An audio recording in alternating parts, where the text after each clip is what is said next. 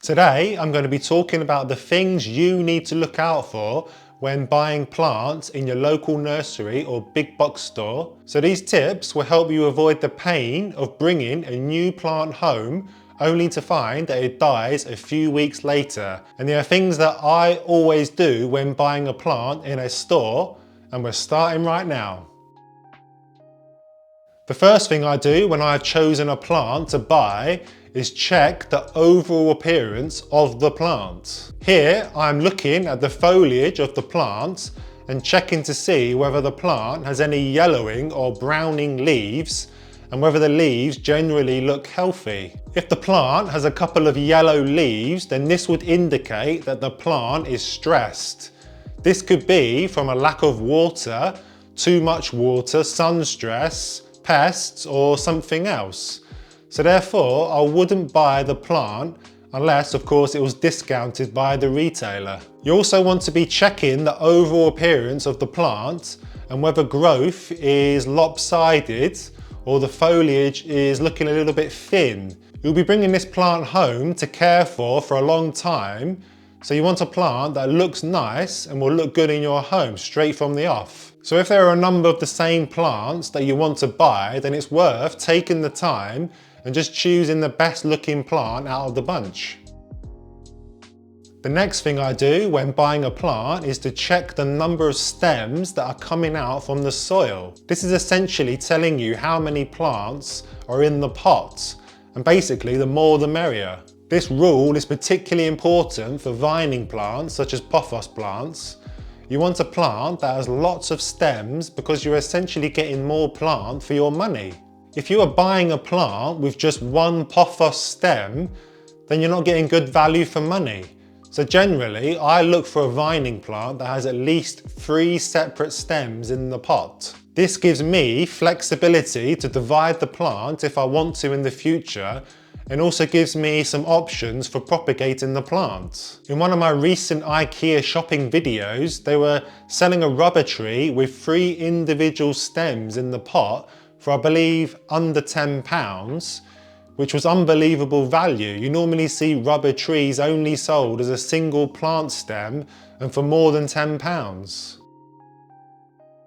The next thing I always do when buying a plant is to check for new growth from the plant. So here I check underneath the canopy of the plant and look for new shoots coming up from the base of the plant. This is when you know the plant is generally in good shape because the plant is putting out strong new growth.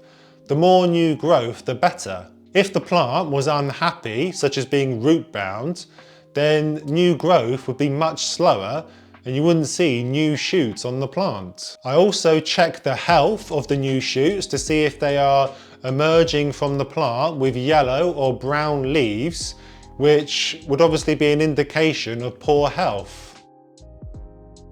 You now want to check the soil of the plant.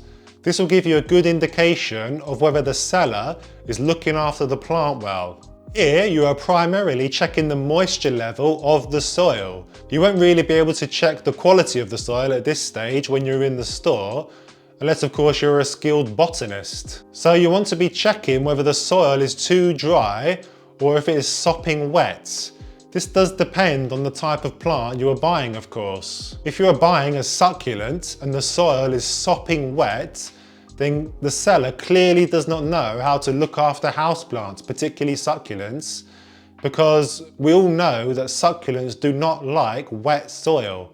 In this case, the leaves of the succulent will be taking on too much water and it will start to develop mushy leaves. If you are buying a peace lily and the soil is bone dry, then the seller's not looking after the plant very well, since peace lilies are quite thirsty plants and like fairly moist soil. In both of these scenarios, I would consider walking away from the purchase and buying your plants elsewhere.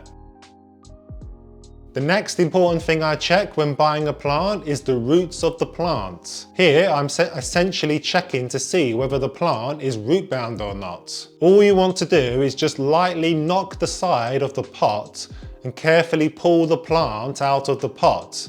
So don't yank the plant out and rip the roots of the plant. This wouldn't be fair to the seller or the next potential purchaser. If the plant is not coming out, then just lightly press around the pot and try to release the roots from the pot. If it's still not coming out, then I'd probably just move on. The plant clearly has too many roots for the pot. Once you have the root ball of the plant exposed and in your hand, just give it a good inspection, inspect the roots, and see if the plant is root bound and circling around the crown of the plant. You can expect to see some level of root circling in the pot. Plants are quick growing organisms and we don't live in a perfect world. You just want to be checking whether the plant is severely root bound. If it is, then it's probably suffering from a lack of nutrients, as there's not enough soil in the pot to provide the plant with what it needs. If the plant is root bound, then you just want to move on to the next one, even if you're falling in love with that plant.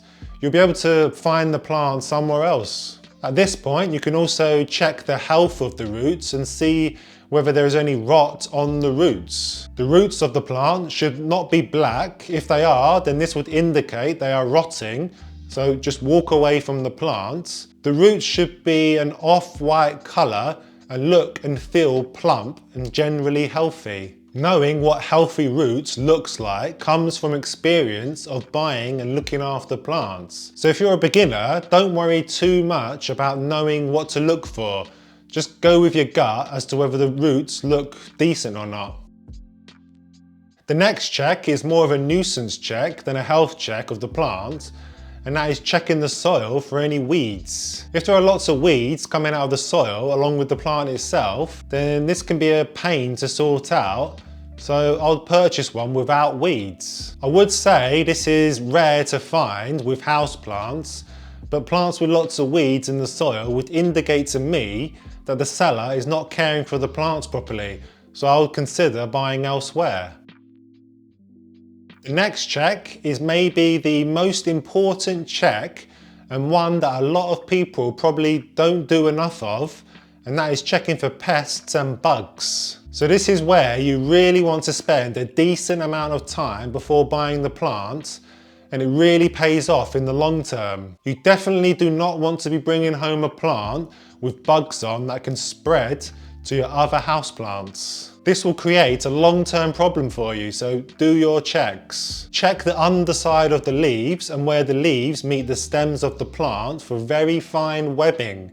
This would indicate the plant has spider mites. Even if there is the tiniest amount of webbing on the plant, such as just on one leaf or one stem, I would not buy that plant. The webbing of spider mites is difficult to see without really close inspection, so it's probable that there is a bigger problem than you can see on the plant, so I would avoid like the plague. Spider mites spread very quickly to other plants, so you definitely don't want to be bringing home that plant. You also want to check the stems of the plant for little white spots that look like little blobs of cotton. This would indicate an issue with mealybugs, which are plant pests that suck the sap from the leaves of the plant, killing the plant in the long run. Mealybugs are a real nuisance for houseplants and can be really difficult to completely eradicate from the plant. So just make sure they are not present when buying the plants. Mealybugs are easier to spot than spider mites, which is a good thing. Also, if you see lots of flies buzzing around the plants or the store, then this should serve as a warning to you that the store is not looking after the plants very well. This would indicate that there are fly problems in the plants they are selling, and you don't want to be bringing that home. Check the soil line of the plant you're interested in and disrupt the top of the soil. If you see little black flies or flea-like creatures hopping around the soil, then the plant has a fungus gnat problem. Again, avoid buying the plant and just move on. So I've got a video on fungus gnats for more detail if you're interested. The final check I make before buying the plant is to check what the plant likes and whether that is suitable for my home. Hopefully the plant will have a card that tells you everything you need to know, but if not, I would take a picture on my phone and look it up through Google Lens or another plant identifying app. You probably have in mind a spot in your home that you would like to put the plants, So just check to see whether the plant is suitable for that spot. You may have a spot that only gets medium level of natural light, and the plant you are buying, such as a Philodendron Birkin for example, requires high light to thrive and for it to not lose that variegation. Whilst you are purchasing your houseplant, you may also want to be picking up some houseplant care accessories to help you care for your plant easily. Well, in this video here, I talk about 12 essential houseplant care accessories I use to look after my plants. So click on the link and I will see you there. Thank you very much for watching.